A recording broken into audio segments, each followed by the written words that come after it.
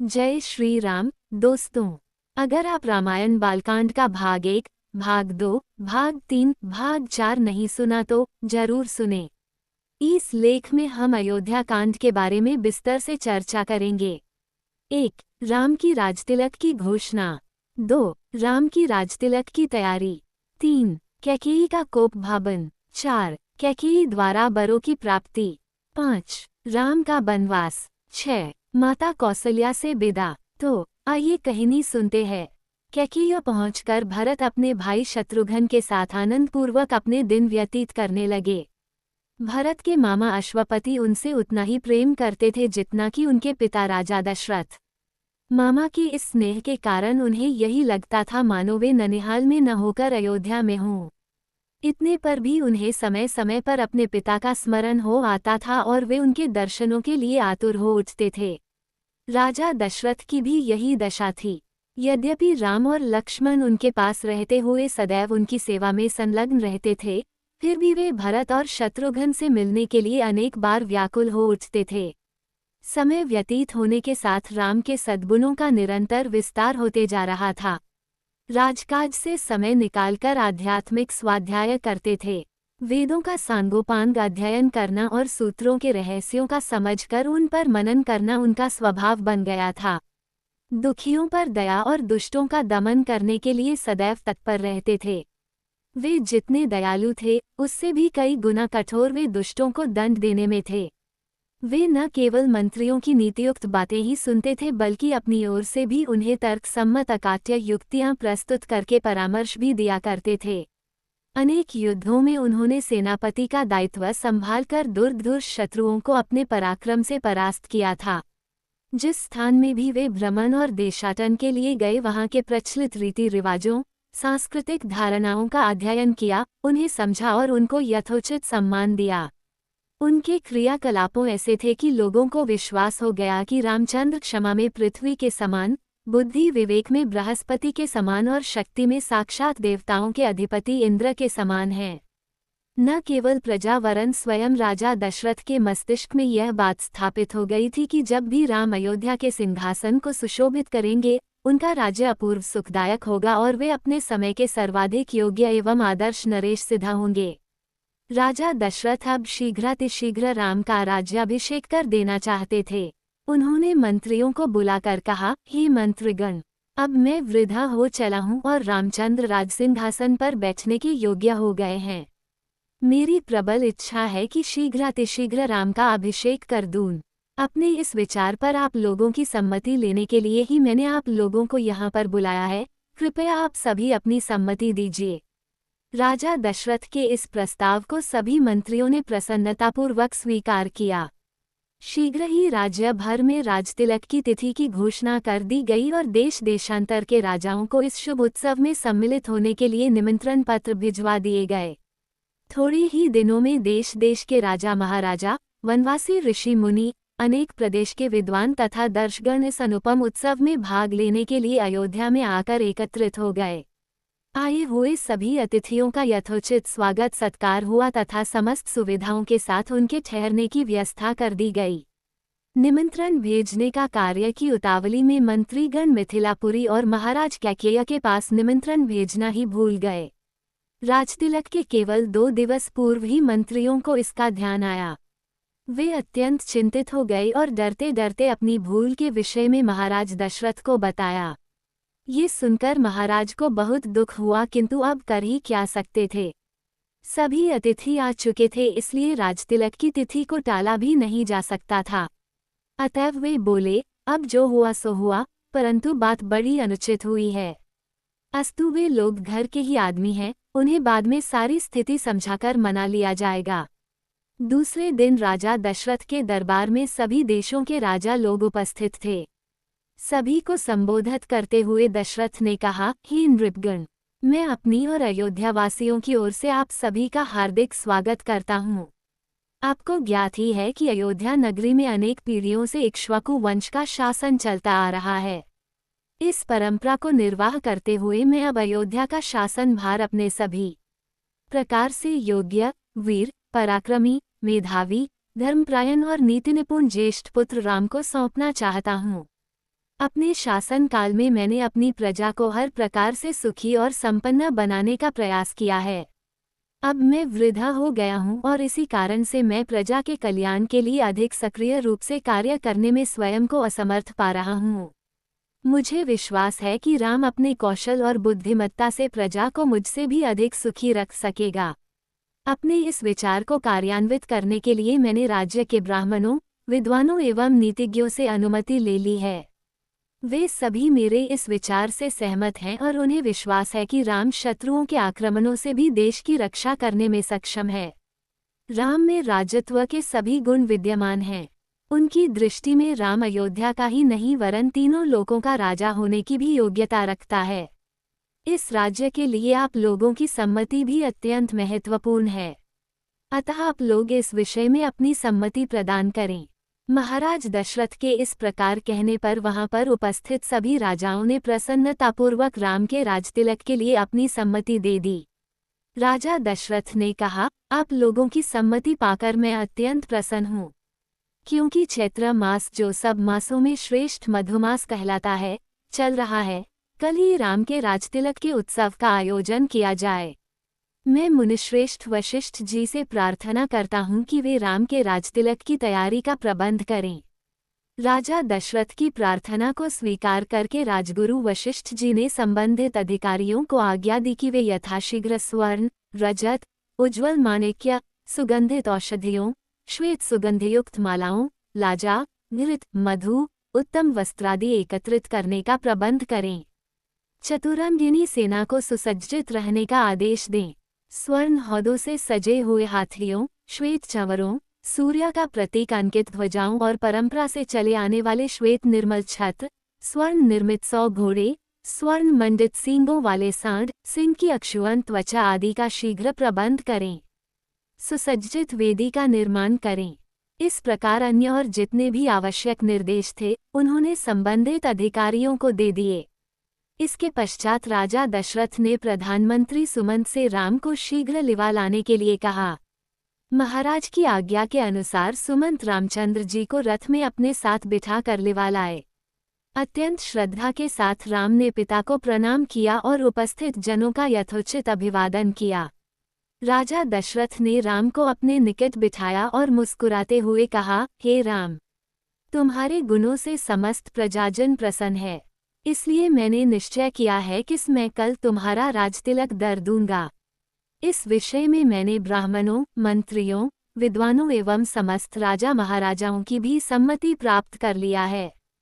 इस अवसर पर मैं तुम्हें अपने अनुभव से प्राप्त कुछ सीख देना चाहता हूँ। सबसे पहली बात तो यह है कि तुम कभी विनयशीलता का त्याग मत करना। इंद्रियों को सदा अपने वश में रखना। अपने मंत्रियों के हृदय में उठने वाले विचारों को प्रत्यक्ष रूप से जानने और समझने का प्रयास करना। प्रजा को सदैव संतुष्ट और सुखी रखने का प्रयास करना। यदि मेरी कही इन बातों का तुम अनुसरण करोगे तो तुम सब प्रकार की विपत्तियों से सुरक्षित रहोगे और लोकप्रियता अर्जित करते हुए निष्कंटक राजकाज चला सकोगे। ये सिद्धांत की बात है कि जो राजा अपनी प्रजा को प्रसन्न और सुखी रखने के लिए सदैव प्रयत्नशील रहता है, उसका संसार में कोई शत्रु नहीं होता। यदि कोई व्यक्ति स्वार्थवश उसका अनिष्ट करना भी चाहे तो भी वह अपने उद्देश्य में सफलता नहीं प्राप्त कर सकता, क्योंकि ऐसे राजा को अपनी प्रजा एवं मित्रों का हार्दिक समर्थन प्राप्त होता है। पिता से यह उपयोगी शिक्षा प्राप्त करके राम ने स्वयं को धन्य माना और उन्होंने अपने पिता को आश्वासन दिया कि वे अक्षरशः इन बातों का पालन करेंगे। दास दासियों ने राजा के मुख से राम का राजतिलक करने की बात सुनी तो वे प्रसन्नता से उछलते हुए महारानी कौशल्या के पास जाकर उन्हें ये शुभ संवाद सुनाया, जिसे सुनकर उनका रोम रोम पुलकित हो गया। इस शुभ समाचार के सुनाने वालों को उन्होंने बहुत सा स्वर्ण, वस्त्राभूषण देकर मालामाल कर दिया। राम के राजतिलक का शुभ समाचार अयोध्या के घर घर में पहुंच गया। पूरी नगरी में प्रसन्नता की लहर फैल गई। घर घर में मंगल मनाया जाने लगा। स्त्रियां मधुर स्वर में रात भर मंगलगान करती रहीं। सूर्योदय होने पर नगरवासी अपने अपने घरों को ध्वजा, पताका, वंदनवार आदि से सजाने लगे। हाट बाजारों को भांति भांति के सुगंधित एवं रंग बिरंगे पुष्पों से सजाया गया। गवैये, नट, नर्तक आदि अपने आश्चर्यजनक करतब दिखाकर नगरवासियों का मनोरंजन करने लगे। स्थान स्थान में कदली स्तंभों के द्वार बनाए गए। ऐसा प्रतीत होने लगा कि अयोध्या नगरी नववधू के समान श्रृंगार कर राम के रूप में वर के आगमन की प्रतीक्षा कर रही है। किंतु राम के राजतिलक का समाचार सुनकर एवं नगर की इस अद्भुत श्रृंगार को देखकर रानी कैकेयी की प्रिय दासी मंथरा के हृदय को असहनीय आघात लगा। वह सोचने लगी कि यदि कौशल्या का पुत्र राजा बन जाएगा तो कौशल्या को राजमाता का पद प्राप्त हो जाएगा और कौशल्या की स्थिति अन्य रानियों की स्थिति से श्रेष्ठ हो जाएगी। ऐसी स्थिति में उसकी दासियां भी स्वयं को मुझसे श्रेष्ठ समझने लगेंगी। वर्तमान में कैकेयी राजा की सर्वाधिक प्रिय रानी है और इसी कारण से महारानी कैकेयी का ही राजमहल पर शासन चलता है। कैकेयी की दासी होने का श्रेय प्राप्त होने के कारण राजप्रासाद की अन्य दासियां मेरा सम्मान करती हैं। यदि कौशल्या राजमाता बन जाएगी तो मेरा ये स्थान मुझसे छिन जाएगा। मैं ये सब कुछ सहन नहीं कर सकती, अतः इस विषय में अवश्य ही मुझे कुछ करना चाहिए। ऐसा विचार करके मंथरा ने अपने प्रासाद में लेटी हुई कैकेयी के पास जाकर कहा, महारानी, आप सो रही हैं। ये समय क्या सोने का है? क्या आपको पता है कि कल राम का युवराज के रूप में अभिषेक होने वाला है? मंथरा के मुख से राम के राजतिलक का समाचार सुनकर कैकेयी को अत्यंत प्रसन्नता हुई।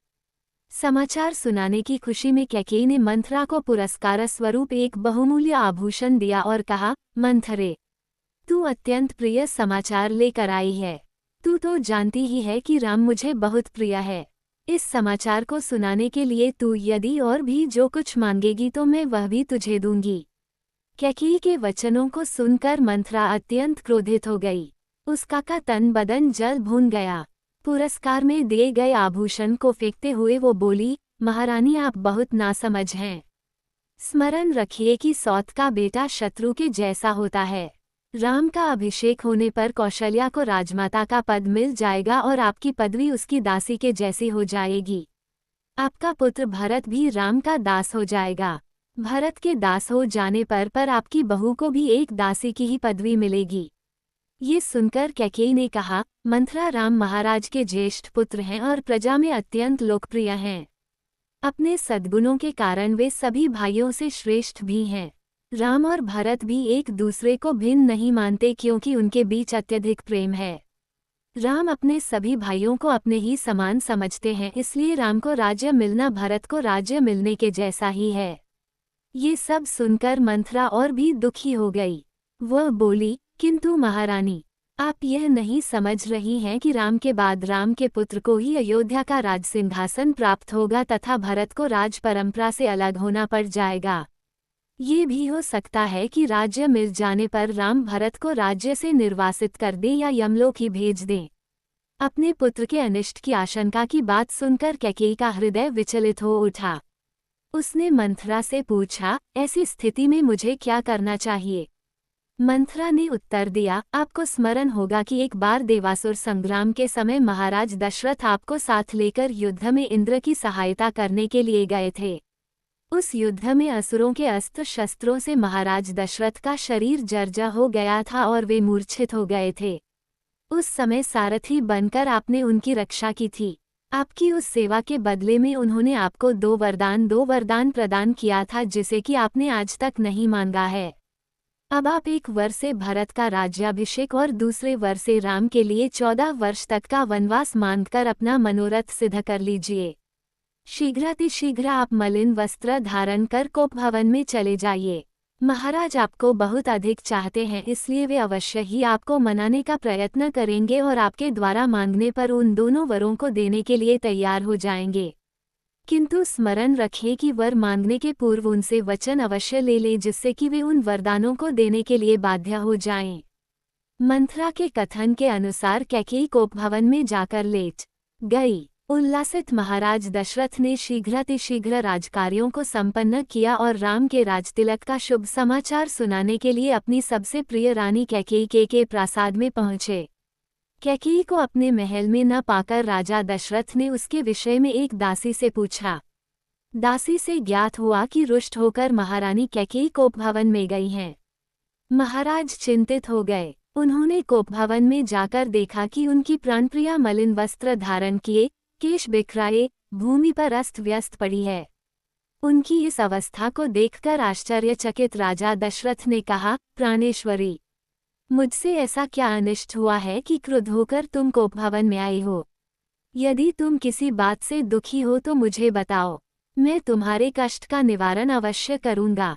महाराज के इस प्रकार मनुहार करने पर कैकेयी बोली, प्रणनाथ, मेरी एक अभिलाषा है, किंतु यदि आप उसे पूरी करने की शपथपूर्वक प्रतिज्ञा करेंगे तभी मैं आपको अपनी अभिलाषा के विषय में बताऊंगी। महाराज दशरथ ने मुस्कुराते हुए कहा, केवल इतनी सी बात के लिए तुम कोप भवन में चली आई हो? मुझे बताओ, तुम्हारी क्या इच्छा है? मैं तत्काल उसे पूरा करता हूँ। इस पर कैकेयी बोली, महाराज, पहले आप सौगंध लीजिए कि आप मेरी अभिलाषा अवश्य पूरी करेंगे। इस पर महाराजा दशरथ ने कहा, हे प्राणप्रिय, इस संसार में मुझे राम से अधिक प्रिय और कोई नहीं है। मैं राम की ही सौगंध लेकर वचन देता हूँ कि तुम्हारी जो भी मनोकामना होगी उसे मैं तत्काल पूरी करूँगा। महाराज सौगंध लेने से आश्वस्त हो जाने पर कैकेयी बोली, आपको स्मरण होगा कि देवासुर संग्राम के समय आपके मूर्छित हो जाने पर मैंने आपकी रक्षा की थी और प्रसन्न होकर आपने मुझे 2 वर देने की प्रतिज्ञा की थी। उन दोनों वरों को मैं आज मांगना चाहती हूँ। पहला वर तो मुझे ये दे कि आप राम के स्थान पर मेरे पुत्र भरत का राजतिलक करें, और दूसरा वर मैं यह मांगती हूँ कि राम को 14 वर्ष के लिए वन जाने की आज्ञा दें। मेरी इच्छा है कि आज ही राम वल्कल पहनकर वनवासियों की भांति वन के लिए प्रस्थान करें। अब आप अपनी प्रतिज्ञा पूरी करें, क्योंकि आप सूर्यवंशी हैं और सूर्यवंश में अपनी प्रतिज्ञा का पालन प्राणों की बलि देकर भी किया जाता है। कैकेयी के इन वचनों को सुनकर राजा दशरथ का हृदय चूर चूर हो गया। उन्हें असह्य पीड़ा हुई और वे मूर्छित होकर गिर पड़े। कुछ काल बाद जब उनकी मूर्छा भंग हुई तो वे क्रोध और वेदना से कांपते हुए बोले, रे कुलघातिनी, न जाने मुझसे ऐसा कौन सा अपराध हुआ है जिसका तूने इतना भयंकर प्रतिशोध लिया है। पतिते, नीच, राम तो तुझ पर कौशल्या से भी अधिक श्रद्धा रखता है, फिर भी तू उसका जीवन नष्ट करने के लिए कटिबद्ध हो गई है। प्रजा को अत्यंत प्रिय राम को बिना किसी अपराध के मैं भला कैसे निर्वासित कर सकता हूँ? तू अच्छी तरह से जानती है कि मैं अपने प्राण त्याग सकता हूँ, किंतु राम का वियोग नहीं सह सकता। मैं तुझसे विनती करता हूँ कि राम के वनवास की बात के बदले तू कुछ और मांग ले। मैं तुझे विश्वास दिलाता हूँ कि मैं तेरी मांग अवश्य पूरी करूँगा। महाराज दशरथ के इन दीन वचनों को सुनकर कैकेयी तनिक भी द्रवित नहीं हुई। वह बोली, राजन, ऐसा कहकर आप अपने वचन से हट रहे हैं। यह आपको शोभा नहीं देता। आप सूर्यवंशी हैं, अपनी प्रतिज्ञा पूरी कीजिए। प्रतिज्ञा से हटकर स्वयं को और सूर्यवंश को कलंकित मत कीजिए। आपके द्वारा अपना वचन नहीं निभाए जाने पर मैं तत्काल आपके सम्मुख ही विष पीकर अपने प्राण त्याग दूंगी। यदि ऐसा हुआ तो आप प्रतिज्ञा भंग करने के साथ ही साथ स्त्री हत्या के भी दोषी हो जाएंगे। अतः उचित यही है कि आप अपनी प्रतिज्ञा पूरी करें। राजा दशरथ बारंबार मूर्छित होते रहे और मूर्छा समाप्त होने पर कातर भाव से कैकेयी को मनाने का प्रयत्न करते रहे। इस प्रकार पूरी रात बीत गई। अंबर में उषा की लालिमा फैलने लगी, जिसे देखकर कैकेयी ने उग्र रूप धारण कर लिया और कहा, राजन, आप व्यर्थ ही समय व्यतीत कर रहे हैं। उचित यही है कि आप तत्काल राम को वन जाने की आज्ञा दीजिए और भरत के राजतिलक की घोषणा करवाइए। सूर्योदय हो जाने पर गुरु वशिष्ठ मंत्रियों के साथ राजप्रासाद के द्वार पर पहुंचे और महामंत्री सुमंत को महाराज के पास जाकर अपने आगमन की सूचना देने के लिए कहा। कैकेयी एवं दशरथ के संवाद से अनजान सुमंत ने महाराज के पास जाकर कहा, हे राजाधिराज, रात्रि का समापन हो गया है और गुरु वशिष्ठ का आगमन भी हो चुका है। अतएव आप शय्या त्याग कर गुरु वशिष्ठ के पास चलिए। सुमंत के इन वचनों को सुनकर महाराज दशरथ को पुनः असह्य वेदना का अनुभव हुआ तथा वे फिर से मूर्छित हो गए। उनके इस प्रकार मूर्छित होने पर कुटिल कैकेयी बोली, हे महामंत्री, अपने प्रिय पुत्र के राज्याभिषेक के उल्लास के कारण महाराज रात भर सो नहीं सके हैं। उन्हें अभी अभी ही तंद्रा आई है। महाराज निद्रा से जागते ही राम को कुछ आवश्यक निर्देश देना चाहते हैं। तुम शीघ्र जाकर राम को यहीं बुला लाओ। कैकेयी के आदेशानुसार सुमंत रामचंद्र को उनके महल से बुला लाए। राम ने अपने पिता दशरथ एवं माता कैकेयी के चरण स्पर्श किए। राम को देखकर महाराज ने एक दीर्घ श्वास और केवल हे राम कहा, फिर अत्यधिक निराश होने के कारण चुप हो गए। उनके नेत्रों में अश्रु भर आए। विनम्र स्वर में राम ने कैकेयी से पूछा, माता, पिताजी की ऐसी दशा का क्या कारण है? कहीं वे मुझसे अप्रसन्न तो नहीं हैं? यदि वे मुझसे अप्रसन्न हैं तो मेरा क्षणमात्र भी जीना व्यर्थ है। कैकेयी बोली, वत्स, महाराज तुमसे अप्रसन्न तो हो ही नहीं सकते, किंतु इनके हृदय में एक विचार आया है जो कि तुम्हारे विरुद्ध है, इसलिए ये तुमसे संकोचवश कह नहीं पा रहे हैं। देवासुर संग्राम के समय इन्होंने मुझे 2 वर देने का वचन दिया था। अवसर पाकर आज मैंने इनसे वे दोनों वर मांग लिए हैं। अब तुम्हारे पिता को अपनी प्रतिज्ञा का निर्वाह करने के लिए तुम्हारी सहायता की आवश्यकता है। यदि तुम प्रतिज्ञा करोगे कि जो कुछ मैं कहूंगी उसका तुम अवश्य पालन करोगे तो मैं तुम्हें उन वरदानों से अवगत करा सकती हूँ। राम बोले, हे माता, पिता की आज्ञा से मैं अपने प्राणों की भी आहुति दे सकता हूँ। मैं आपके चरणों की सौगंध खाकर प्रतिज्ञा करता हूँ कि आपके वचनों का अवश्य पालन करूँगा। राम की प्रतिज्ञा से संतुष्ट होकर कैकेयी ने कहा, वत्स, मैंने पहले वर से भरत के लिए अयोध्या का राज्य और दूसरे से तुम्हारे लिए 14 वर्ष का वनवास मांगा है। अतः अब तुम अपनी प्रतिज्ञा के अनुसार तत्काल वकर धारण करके वन को प्रस्थान करो। तुम्हारे मोह के कारण ही महाराज दुखी हो रहे हैं, इसलिए तुम्हारे वन को प्रस्थान के पश्चात ही भरत का राज्याभिषेक होगा। मुझे पूर्ण विश्वास है कि तुम अपनी प्रतिज्ञा का पालन करके अपने पिता को पापरूपी सागर से अवश्य मुक्ति दिलाओगे। राम ने दुख और शोक से रहित होकर कैकेयी के वचनों को सुना और मधुर मुस्कान के साथ बोले, माता, बस इस छोटी सी बात के लिए ही आप और पिताजी इतने परेशान हैं। मैं तत्काल वन को चला जाता हूँ, यही मेरी सत्य प्रतिज्ञा है। महाराज दशरथ राम और कैकेयी के इस संवाद को सुन रहे थे। इसे सुनकर वे एक बार फिर मूर्छित हो गए। राम ने मूर्छित पिता और कैकेयी के चरणों में मस्तक नवाया और चुपचाप उस प्रकोष्ठ से बाहर चले गए। अपने पिता एवं माता कैकेयी के प्रकोष्ठ से राम अपनी माता कौशल्या के पास पहुँचे। अनुज लक्ष्मण वहां पर पहले से ही उपस्थित थे। राम ने माता का चरण स्पर्श किया और कहा, हे माता, माता कैकेयी के द्वारा 2 वर मांगने पर पिताजी ने भाई भरत को अयोध्या का राज्य और मुझे 14 वर्ष का वनवास दिया है। अतः मैं वन के लिए प्रस्थान कर रहा हूँ। विदा होने के पूर्व आप मुझे आशीर्वाद दीजिए। राम द्वारा कहे गए इन हृदय विदारक वचनों को सुनकर कौशल्या मूर्छित हो गईं।